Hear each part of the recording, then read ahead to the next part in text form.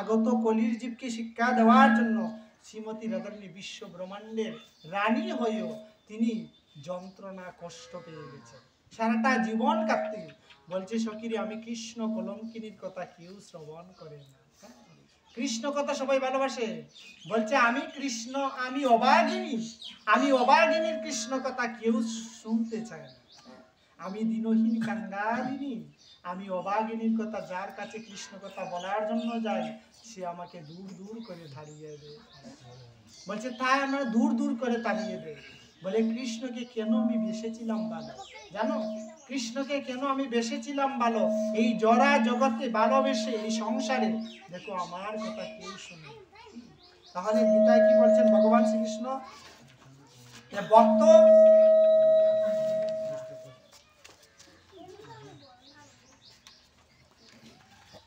ভক্ত কিভাবে হতো? তুমি তো অর্জুন আর ভগবান শ্রীকৃষ্ণ কার পক্ষে গিয়েছিলেন? ভগবান অর্জুনের পক্ষে গিয়েছিলেন। কিসের জন্য গিয়েছিলেন? ভক্তির, অর্জুনের ভক্তির জন্য। অর্জুনের ভক্তির জন্য পরমেশ্বর ভগবান শ্রীকৃষ্ণ কার কাছে গেলেন? ভগবানের কাছে গেলেন। অর্জুন ভগবান হয়ে গেলেন তার রথের সারথি, ভগবান হয়ে গেলেন।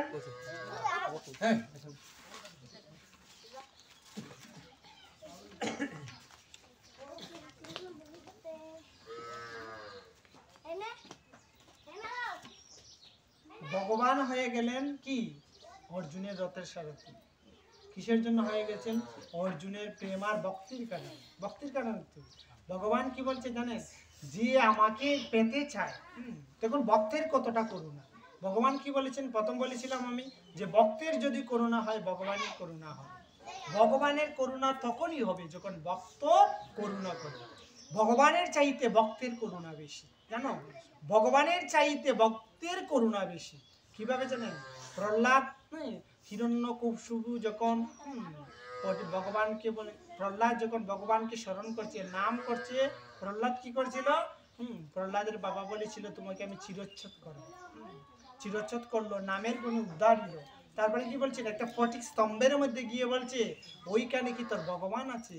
প্রহ্লাদ বলেছিল প্রভু আমার হরি সর্বত্র বিরাজমান, আমার হরি সর্বত্র বিরাজমান করেন, আমার হরি সর্বত্র বিরাজমান। বলে কি তোর হরি এই ফটিক স্তম্ভের মধ্যে আছে? বলে দেখো না তুমি হরিকে, হরিকে একবার ডেকে দেখো না, হরি ওইখানে আছে।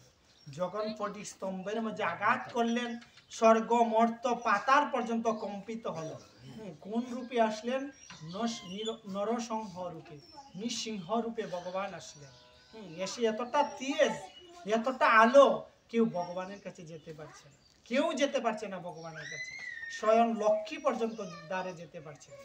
এতটা তেজ ভগবানের, এতটা ক্রোধ ছিল ভগবানের যে ভক্তের গায়ে আঘাত করেছিল হিরণ্যকশিপু, যার জন্য এতটা তেজ ছিল কেউ যেতে পারছে না। প্রহ্লাদ গিয়ে বলছে প্রভু তোমার তেজটা একটু, প্রভু গো কৃপা করো, তোমার কাছে আমি একটা জিনিস চেতে এসেছি। তখন সময় ভগবান বলছেন হে প্রহ্লাদ, আমার কাছে স্বয়ং মহাদেব আসতে পারলো না, স্বয়ং লক্ষ্মী পর্যন্ত আসতে পারলো না, তুমি যখন আসলে তোমার ভক্তিতে আমি নির্মল